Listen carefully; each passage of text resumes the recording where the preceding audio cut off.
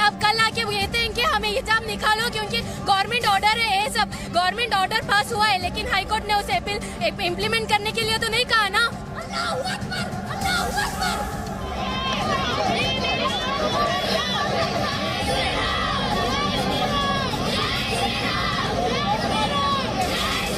Only one equality we want.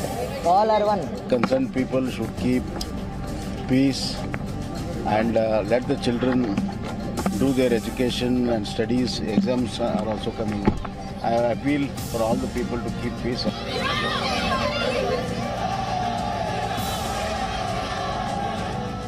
हमारी हिंदू बहनें हिजाब पहनती हैं, घूंघट इतना लंबा होता है कि मुसलमानों की औरतें तो कम से कम आंखें खोल लेती, वो भी हिजाब है।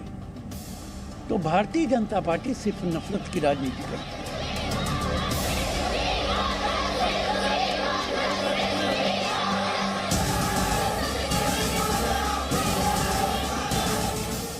ये भारत है, सर्वधर्म समभाव के आधार पर चलेगा, न कि इस्लामिक स्टेट भारत को बनाने की कोशिश करने वालों की मानसिकता हम पूरा नहीं होने देंगे।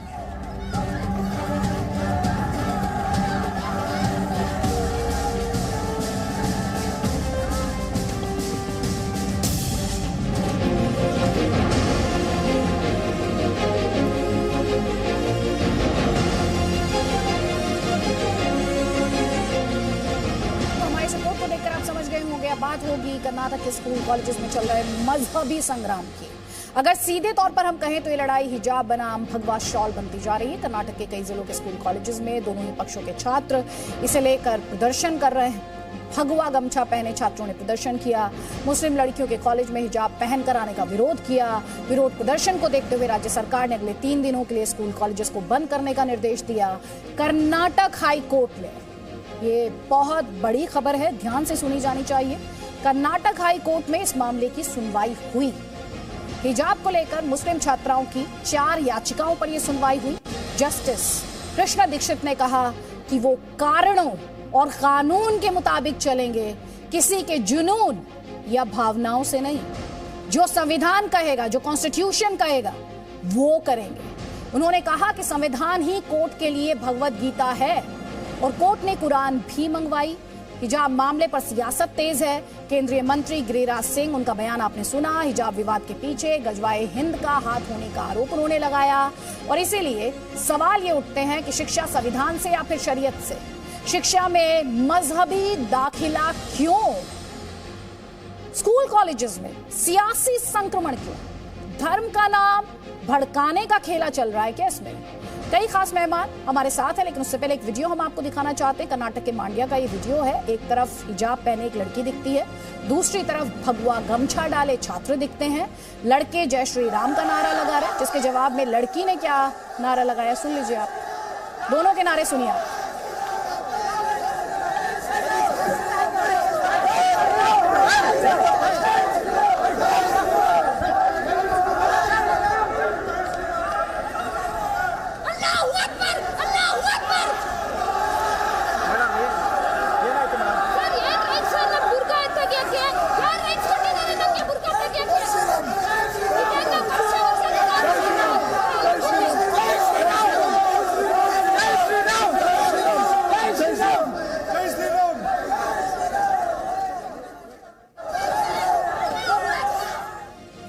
मेहमान इस वक्त हमारे साथ हैं। शहजाद पूनावाला बीजेपी का पक्ष रखने के लिए हमारे साथ हैं। यास्मीन फारूकी हमारे साथ हैं, सदस्य हैं एमपीएलबी की, और हमारे साथ अब्दुल रज़ाक खान भी इस वक्त हैं। पहला कमेंट यास्मीन फारूकी, कोर्ट ने साफ साफ कहा हम भावनाओं से नहीं चलेंगे, हम इमोशन से नहीं चलेंगे। हम किससे चलेंगे? हम कॉन्स्टिट्यूशन से चलेंगे, हम संविधान से चलेंगे।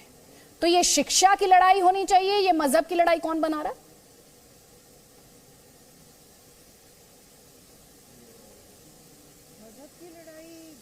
गवर्नमेंट बना रही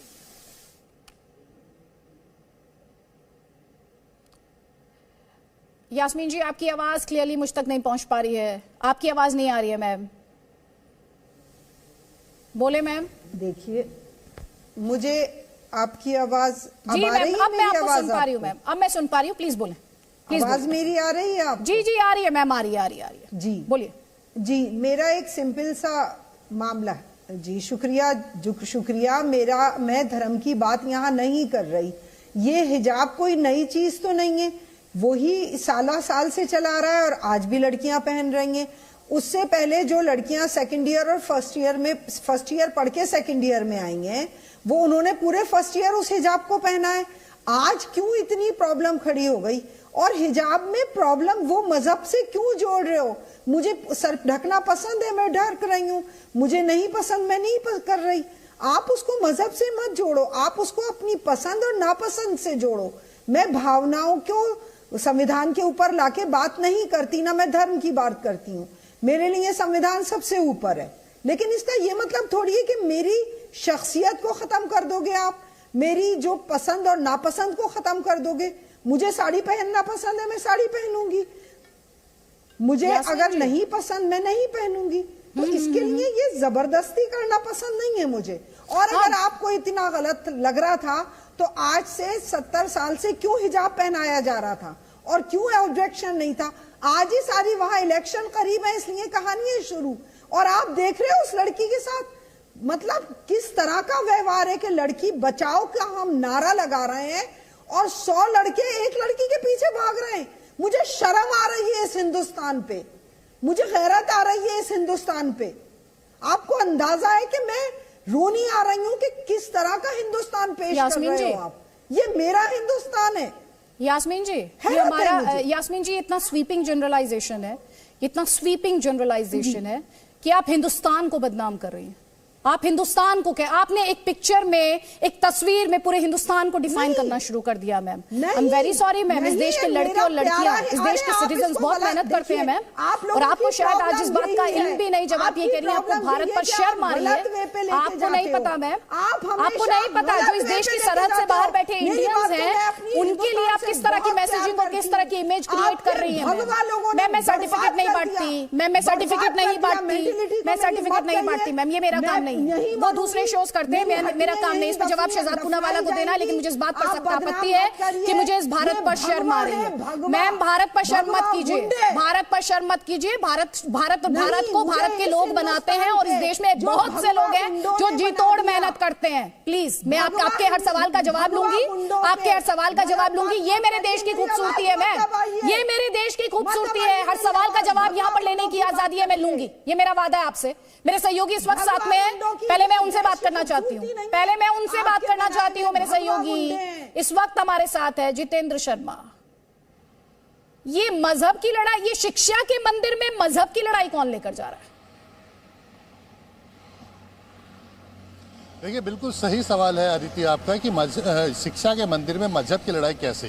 क्योंकि अगर आप देखें तो शिक्षा के मंदिर में हमेशा यूनिफॉर्म की बात होती है और यही बात यहाँ पर कही गई कि जब भी आप स्कूल के अंदर आएंगे तो आप यूनिफॉर्म में आएंगे, किसी भी तरह से अपने धर्म से जुड़े हुए परिधान को पहन करके नहीं आएंगे। अगर किसी को अपने धर्म से जुड़े हुए परिधान को पहनना है तो वो स्कूल गेट तक आ सकता है। कि अगर कहा गया है कि इस्लाम के अंदर ये कहा गया है कि उन्हें हिजाब पहनना है या बुर्का पहनना है तो स्कूल गेट तक आइए, कैंपस तक आइए, वहाँ पर चेंजिंग रूम है, वहाँ पर आप अपना चेंज कीजिए। और क्लास के अंदर सभी धर्म के लोग एक जैसे दिखने चाहिए, उसमें कोई डिस्क्रिमिनेशन नहीं होना चाहिए, कोई इस तरह से नहीं लगना चाहिए कि ये हिंदू है, मुस्लिम है, या ये सिख है, ये ईसाई है। सभी बच्चे एक जैसी यूनिफॉर्म पहन करके बैठेंगे और यही बात की गई थी। लेकिन कुछ लोगों को लगा था कि नहीं, उन्हें उनका जो धर्म है वो उससे शिक्षा से ऊपर है और यहीं से लड़ाई शुरू हुई, जिसको लेकर के एक तरह से जो कह सकते हैं जो इस मौके का फ़ायदा उठाना चाहते हैं वो कहीं ना कहीं उठाने में लगे हुए हैं। और इंटरेस्टिंगली अदिति, मैं ये बात आपको ये भी कह सकता हूँ कि कोर्ट रूम में भी जब ये बात हुई तो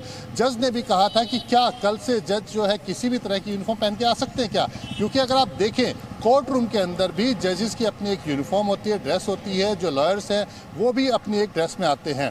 तो एक कॉन्स्टिट्यूशनल राइट को लेकर के जिस तरह से सरकार ने एक आदेश किया है कि स्कूल के अंदर सिर्फ और सिर्फ यूनिफॉर्म ही पहनी जाएगी, इसके अलावा किसी तरह का धार्मिक परिधान नहीं होगा, इसको लेकर के सबसे पहले उडुपी के एक गवर्नमेंट पीयू स्कूल जो कि सिर्फ गर्ल्स के लिए है, ये बात ध्यान देने वाली है अदिति कि सिर्फ लड़कियों के लिए वो स्कूल है, वहाँ की 6 लड़कियों ने कहा कि वो हिजाब पहन के आएंगी, ये उनका राइट है। इस्लाम में कहा गया है, स्कूल की प्रशासन की तरफ से कहा गया कि ऐसा नहीं हो सकता, सभी बच्चों को यूनिफॉर्म में आना पड़ेगा। लेकिन जब उसमें नहीं माने, क्योंकि जब भी प्रशासन का कहना है कि जब भी बच्चों का एडमिशन किया जाता है तो फॉर्म को साइन करवाया जाता है जिसमें जो स्कूल की गाइडलाइंस होती है उसको फॉलो करना होता है। लेकिन जब क्लैरिटी नहीं थी तो उसके बाद सरकार से कहा गया और सरकार की तरफ से क्लैरिटी आई कि इंस्टीट्यूशन के अंदर यूनिफॉर्म होगी और उसको फॉलो करना होगा। और इसी के बाद धीरे धीरे ये बात जो है एक तरह से धर्म से जोड़ करके पूरे राज्य के अंदर फैला दी गई।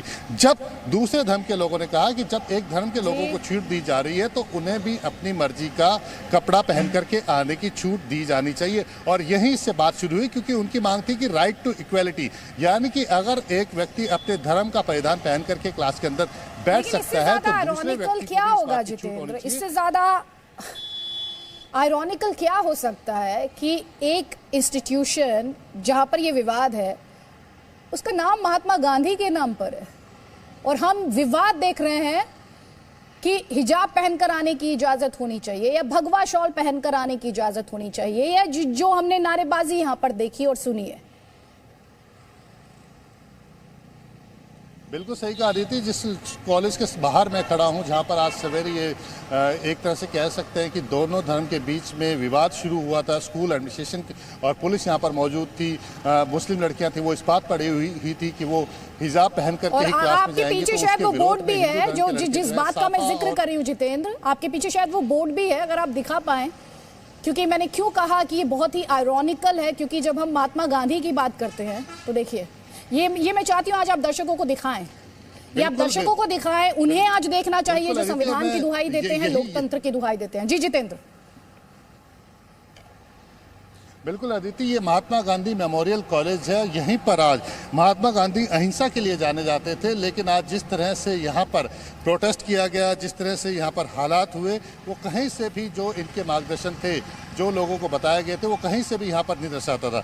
इसमें ये कहा गया था कि जो अगर आप देखें इस इंस्टीट्यूशन की अगर आप बात करें तो इंस्टीट्यूशन में आकर के सब लोग एक जैसे होते हैं। शिक्षा जो होती है वही सर्वोपरि होती है, यानी कि लोग शिक्षा लेने के लिए स्कूल के अंदर आइए और सेवा करने के लिए जाइए, ये हर स्कूल के आगे लिखा जाता है। और हम बचपन से यही पढ़ते आए हैं कि शिक्षार्थ आइए सेवार्थ जाइए। लेकिन यहाँ पर हम क्या देख रहे हैं पिछले कुछ दिनों से कि यहाँ पर लोग अपने धर्म को आगे लेकर के आ रहे हैं। शिक्षा उनके लिए बात की चीज और हम क्या सिखा रहे हैं, जो ये एक इंपॉर्टेंट हो जाता है पॉइंट यहाँ पर कि स्कूल और कॉलेजेस में बच्चे सीख क्या रहे हैं। को लेकर के मेरी आइडेंटिटी 2 साल तक इंडियन रही, मेरा नाम मैटर नहीं करता था, मेरा रिलीजन मैटर नहीं करता था, मेरी नेशनैलिटी मैटर करती थी। और ये बात हिंदुस्तान में आज समझे जाने की जरूरत है।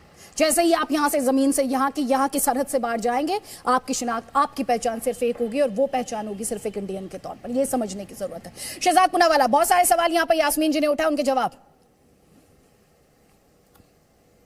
आदित्य जी, आज मूल सवाल सिर्फ इतना है कि शिक्षा के मंदिर को संविधान से चलाना है या शरिया से, कानून से चलाना है या तालिबान के फतवे से, सियासी हिजाब जरूरी है या किताब जरूरी है। और मैं इसलिए पूछ रहा हूं क्योंकि मैं भारतीय जनता पार्टी का प्रवक्ता होने के अलावा भारत का एक गौरवान्वित मुसलमान भी हूं और मैं कुछ सवाल उठाना चाहता हूं। 2021 अगस्त में इन लड़कियों ने, और ये प्रमाण है, जितेंद्र जी इसका जिक्र भी कर रहे थे, इन्होंने एक अंडरटेकिंग साइन किया कि हमें स्कूल का यूनिफॉर्म ड्रेस कोड मान्य है। अगस्त 2021 से लेकर दिसंबर 2021 तक ये कैसे सेकुलर रहा और जनवरी 2022 में ये कैसे सांप्रदायिक बना, पहले तथ्यों के आधार पर इसका जवाब मुझे मिलना पड़ेगा। दूसरी बात, कर्नाटका का जो विषय है, ऐसा ही विषय केरला में मुस्लिम एजुकेशन सोसाइटी, ध्यान दीजिएगा Aditya ji, not Hindu education society, Muslim education society ने अपनी 150 इंस्टीट्यूशंस में हिजाब पर पाबंदी लगा दी। और केरला की सरकार ने वहां की जो महिला कैडेट्स है, स्टूडेंट पुलिस कैडेट, उनको भी मना कर दिया कि आप हिजाब इस्तेमाल नहीं कर सकती। तब ये सेकुलरवादियों का आक्रोश केरला की सरकार पर या केरला मुस्लिम एजुकेशन सोसाइटी पर क्यों नहीं बरपा, मुझे अंदाजा नहीं है। इसका भी जवाब मुझे दीजिएगा। तीसरा सवाल, मैं खुद एक मुसलमान हूं, आदित्य जी 10 सेकंड और। मुसलमानों में, इस्लाम में, कुरान शरीफ में आया सूरह 24 और सूरह 33, इसमें हिजाब का जिक्र तो है, परंतु हिजाब का जिक्र जिस प्रकार से उसमें कोई परिभाषित नहीं है कि क्या हिजाब है, उसमें जो जिक्र है वो धार्मिक अवधारणा नहीं, सांस्कृतिक अवधारणा और व्यक्तिगत अवधारणा है कि आंखों की शर्म होनी चाहिए, जो मर्दों के लिए भी है, विनम्रता, विनय, गोपनीयता, ये सारी बातें हैं। तो ये आपका इंटरप्रिटेशन अगर हम लागू करना लग जाए कि ये एसेंशियल है इस्लाम का, तो कल तो यास्मीन जी हो सकता है कहेंगी कि मेरा इस्लाम कहता है कि म्यूजिक भी ना हो, टीवी भी ना हो। तालिबान का भी एक इस्लाम है जो कुछ और कहता है। कई लोगों का अलग अलग इस्लाम है जो अलग अलग चीजें कहता है। यास्मीन फारूकी, उसके बाद अब्दुल रज़ाक खान, प्लीज जल्दी जल्दी। मैंने इस्लाम की बात नहीं की है। कहां परिभाषा है वो बताइए। शहजाद साहब, मैंने इस्लाम की बात नहीं की है, मैंने धर्म की बात नहीं कही। मत मोर तड़ोड़ के मत भी बात को कीजिए।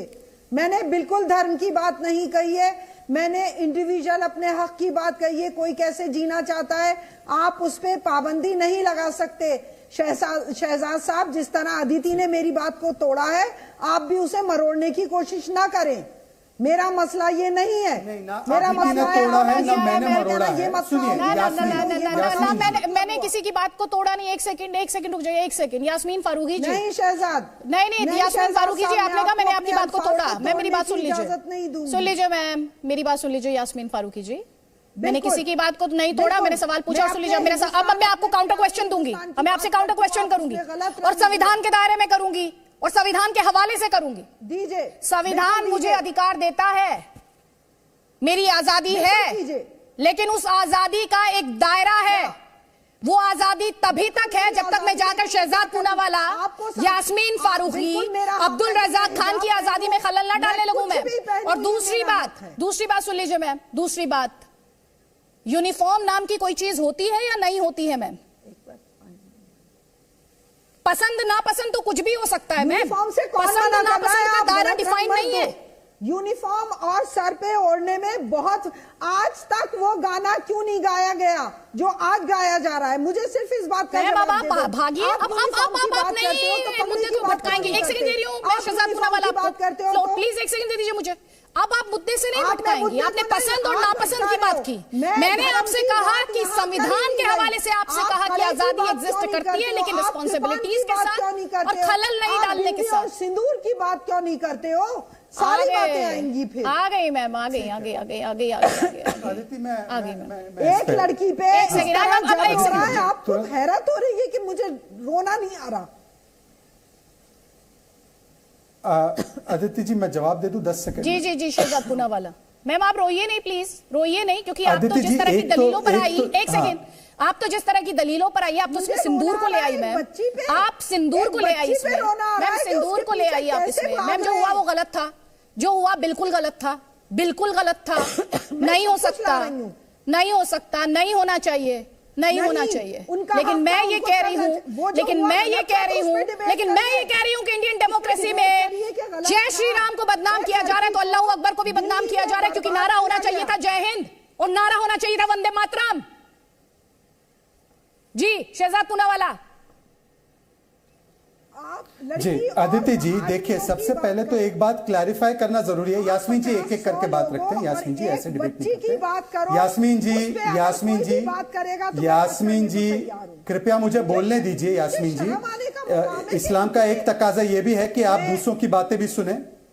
शहजाद ट्विस्ट करने, मेरी बात सुन लीजिए, आप फिर अपनी बात रखना। मुझे पहले बोलने दीजिए। हाँ, पहले मुझे बोलने तो दीजिए प्लीज। Thank you. ऐसा है, हाँ मुझे बोलने दीजिए प्लीज मैडम, समय बर्बाद मत कीजिए प्लीज। हाँ, संविधान की बात करो, आप थोड़ा सा सुन लीजिए। सुनो शहजाद, हाँ, संविधान की बात एक तो मैं क्लैरिफाई कर दूं। अदिति जी प्लीज इस प्रकार से डिबेट नहीं हो सकती। आप थोड़ा सा मुझे बोलने दीजिए, उसके बाद ये जवाब दीजिए। उनको काउंटर कर लीजिएगा ना अदिति जी, ऐसे मत कीजिए, ऐसे मत कीजिए मैम, ऐसे मत। हाँ, मुझे काउंटर आपको भी एक वीडियो पे शर्म आ रही थी मैम, ऐसा डिबेट में मत कीजिए, ऐसा डिबेट में मत। थोड़ा सा पेशेंस। एक वीडियो पे अभी आपको शर्म आ रही थी, आपका रोने का मन कर रहा था, ऐसे डिबेट में मत कीजिए प्लीज। जी शहजाद पूनावाला। हाँ, डिबेट में इस प्रकार से ना हो। देखिए, पहले तो मैं आपको क्लैरिफाई कर दूं कि किसी के भी हिजाब पहनने पर कोई रोक नहीं है। सड़कों पर पहनना है, धार्मिक स्थल पर पहनना है, कहीं जाना है, आना है, पहनना है, आपकी पूरी धार्मिक आजादी है। परंतु जब स्कूल के अंदर, जब आप कक्षा के अंदर जाते हो, तो कक्षा के अंदर एक यूनिफॉर्म डेकोरम है और वो यूनिफॉर्म डेकोरम संविधान का दिया गया है। कैसे संविधान का दिया गया है? रूल नंबर कानून 133(2) जो बना है कर्नाटका में 1983 से, वो कहता है कि स्कूल और कॉलेज की कमिटी डिसाइड करेगी। इसके बाद मद्रास हाईकोर्ट 2006, सुप्रीम कोर्ट 2015, इसके अलावा केरला हाईकोर्ट 2018, बार बार यहां पर चैलेंज किया गया है कि हमें हिजाब पहनने का अधिकार क्लासरूम में भी होना चाहिए या किसी एक जगह पर होना चाहिए। उसको कहा गया कि यह आपका एसेंशियल अधिकार नहीं है, एसेंशियल राइट नहीं है धर्म के आधार पर। सुप्रीम कोर्ट ने तो यह तक कह दिया सीबीएसई के मामले में कि एक दिन अगर आप हिजाब नहीं पहनेंगी तो आपका धर्म खत्म नहीं होगा। यह सुप्रीम कोर्ट ने कहा। आप संविधान की बात करते हैं, सुप्रीम कोर्ट ने तो 3 तलाक को बैन किया था। आप मानी कभी उस कानून को जब लाया गया तो तब आपने माना उस कानून को कि 3 तलाक पर प्रतिबंध है। तो इस वक्त जो बड़ा स्टेटमेंट है कर्नाटक में हिजाब विवाद पर, कांग्रेस की मांग है सरकार हिजाब विवाद पर सदन में बयान दे। अधीर रंजन चौधरी कह रहे हैं जबरदस्ती हिजाब उतारने को कहा जा रहा है, हर धर्म की अलग अलग पहचान होती है। अधीर रंजन चौधरी कह रहे हैं हिजाब पहनना कोई गुनाह तो नहीं है, लेकिन हमारे देश में कई हिस्सों में सर आजकल हिजाब पहनने से उसके ऊपर अत्याचार भी हो रहे हैं, हमला हो रहे हैं सर। इसके चलते हमारे देश में सर मजहब के नाम पर समाज के अंदर दरार पैदा होते हैं सर। तो हमारे साथ अब्दुल रज़ाक खान भी है। अब्दुल रज़ाक, जल्दी से कमेंट आपका भी। ये शिक्षा का जहां शिक्षा होनी चाहिए वहां ये मजहब के लिए लड़ाई क्यों हो रही है? देखिए, धर्म की लड़ाई बिल्कुल भी नहीं है अदिति जी। ये कर्नाटक सरकार की ऑफिशियल वेबसाइट है, हायर एजुकेशन डिपार्टमेंट की ऑफिशियल वेबसाइट। ये येडियुरप्पा जी जब मुख्यमंत्री थे उस वक्त की वेबसाइट है। उस वक्त की वेबसाइट के अंदर से निकाली हुई तस्वीरें जिसके अंदर आप हिजाब पहनी हुई मुस्लिम लड़कियों को, महिलाओं को आप देख सकते हैं। एक नहीं, ऐसे कई तस्वीरें मैं आपको दिखा दूं। ये कोई ग्रीन कलर की शॉल, ग्रीन कलर का स्कार्फ पहनकर नहीं बैठी है। जो भी स्कूल का यूनिफॉर्म है उस यूनिफॉर्म का जो दुपट्टा होता है उससे एक स्कार्फ बांधा जाता है, क्योंकि अपने मजहब में कहा गया है कि आप अपने बाल छुपाएं, अपने गले को छुपाएं।